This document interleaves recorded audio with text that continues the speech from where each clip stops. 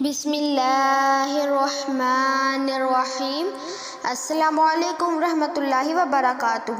منیفہ voice میں آپ سب کو خوش آمدید۔ تو گائز، آج میں آپ لوگوں کے ساتھ ہمارے پیارے نبی حضرت محمد صلی اللہ تعالی علیہ وآلہ وسلم کے خصائل حمیدہ بیان کرنے کی کوشش کروں گی۔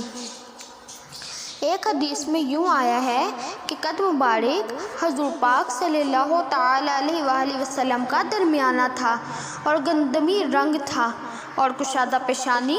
اور دونوں آنکھوں بھویں حضور پاک صلی اللہ تعالی علیہ وآلہ وسلم کی پتلی باریک تھی،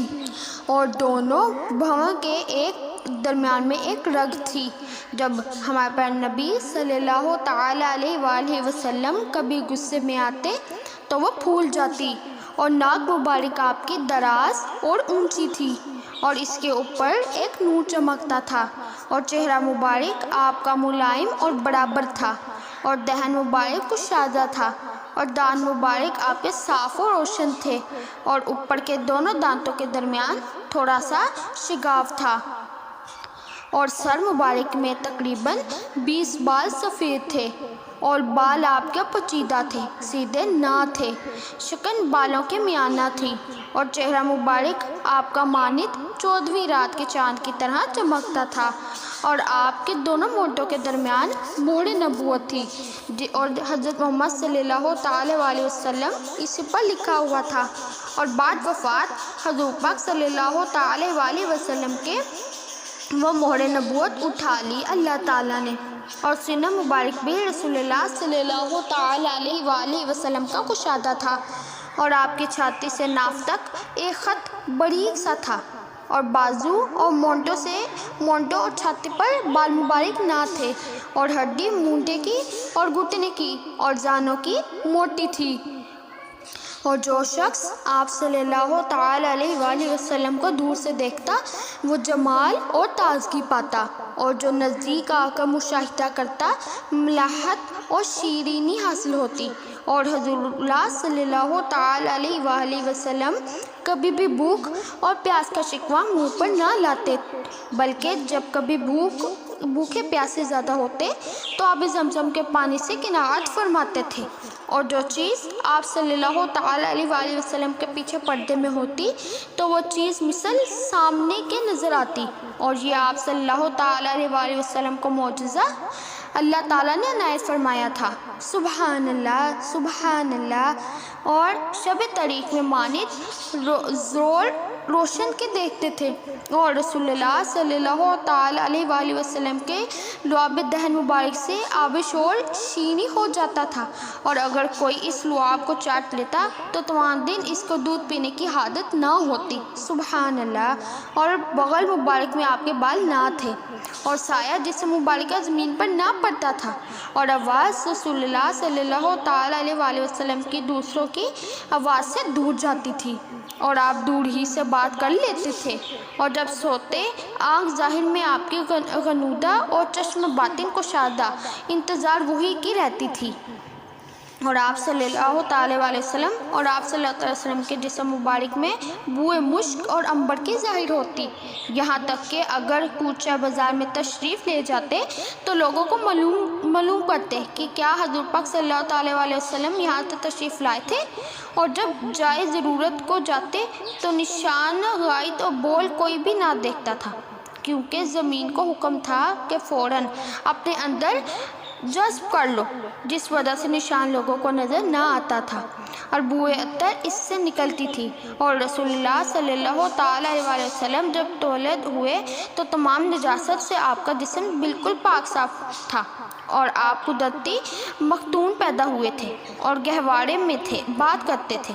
اگر چاند کی طرف نظر کرتے تو چاند بھی متوجہ ہو کر رسول اللہ صلی اللہ تعالی علیہ وآلہ وسلم سے باتیں کرتا تھا، اور ابر ہمیشہ سر مبارک پر مانے چھتری کے سایہ دار ہوتا تھا، اور اگر کسی درخت کے قریب جاتے تو درخت خود ہی جھک کر سلام کرتا اور اپنا سایہ جہاں تک ہوتا کرتا، اور رسول اللہ صلی اللہ تعالی علیہ وآلہ وسلم کے کپڑوں میں سلوٹیں نہ پڑتی تھیں اور آپ صلی اللہ تعالیٰ علیہ وآلہ وسلم کے جسم مبارک پر مکھی بھی نہ بیٹھتی تھی باوجہ ادب و تعظیم کے۔ اور جب آپ دراز گوش گھوڑے پر یا اونٹ پر سوار ہوتے تو اس وقت وہ بول دراز نہ کرتا تھا، اور اللہ نے پورے عالم میں جب کہ ساری مخلوق کو پیدا کر کے فرمایا الستُ بربکم، یعنی کیا میں نہیں ہوں تمہارا پروردگار؟ اے محمد صلی اللہ تعالیٰ علیہ وسلم، اس پر رسول اللہ صلی اللہ تعالیٰ وسلم نے کہا اور تمام مخلوق نے بھی یہی کہا، قالوا بلی، یعنی تو پروردگار میرا ہے۔ اور شب معراج میں براق پر سوار ہو کر آسمان پر جانا، کعبہ کو سعی کے نزدیک اور دیدار الہی سے مشرف ہونا، یہ تمام خصوصیات کسی اور نبی کو حاصل نہ ہوئی۔ غصہ خوشنودی رسول اللہ صلی اللہ تعالی وسلم کے مبارک ایک کام قرآن مجید میں تھے، اور چہرہ مبارک آپ کا ہمیشہ بشاش و خرم رہتا تھا، اور جس عمر میں رضا الہی نہ ہوتی اس میں غفلت برتتے تھے، اور شجاعت و سخاوت میں سب سے پہلے تھے، ایسا کہ کوئی سائل آپ کے دروازے سے خالی نہ جاتا تھا، اور اگر موجود نہ ہوتا تو عذر خواہی کر کے اس کا دل خوش کرتے اور بات جلد نہ فرماتے تھے، بلکہ تأمل اور غور و فکر کے بعد بیان فرماتے تھے، اور غریب یا جاہل مسائل دینی پوچھنے میں سخن یا سخت بات سے پوچھتا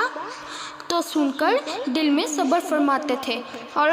اس کو کسی طرح سے ناخوش ہونے نہ دیتے تھے۔ الغرض رسول اللہ صلی اللہ تعالیٰ علیہ وآلہ وسلم کا خلق عظیم تھا، جو کوئی صحبت گرامی میں بیٹھتا وہ ہرگز وہاں سے برداشتہ حاضر نہ ہوتا، اور راست گوئی اور بردباری آپ میں بہت زیادہ تھی،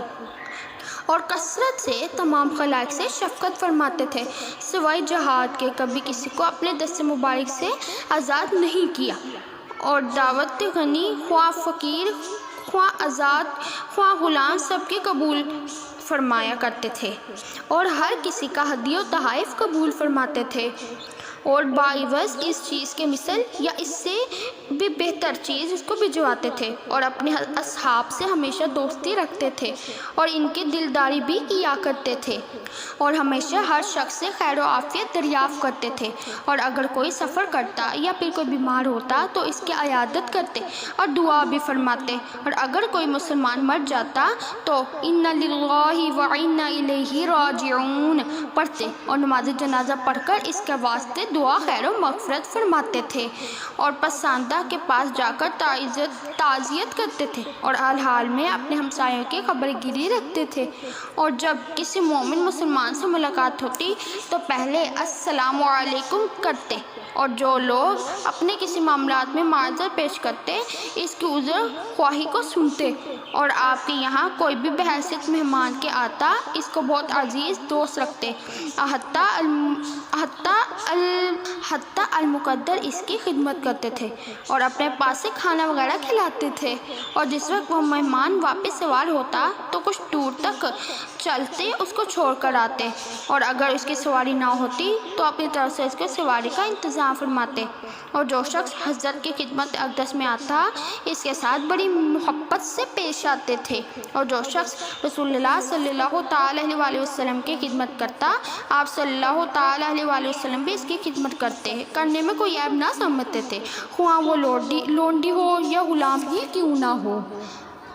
اور جو کچھ رسول اللہ صلی اللہ تعالیٰ علیہ وآلہ وسلم کھاتے پیتے لوگوں کو بھی کھلاتے پھلاتے، اور اپنے اصحاب کے ساتھ اکثر کاموں میں شریک ہوتے، اور جس مجلس میں اور جماعت میں تشریف لے جاتے خالی جگہ پر نہ بیٹھتے، اور کبھی آپ کی صدر مجلس کی تمنا نہیں کی، اور ہر وقت اٹھتے بیٹھتے ذکر اللہ کیا کرتے تھے، اور جو لوگ برائیاں یا بدی کرتے ان کے ساتھ آپ ہمیشہ نیکی اور بلائی ہی فرمایا کرتے تھے۔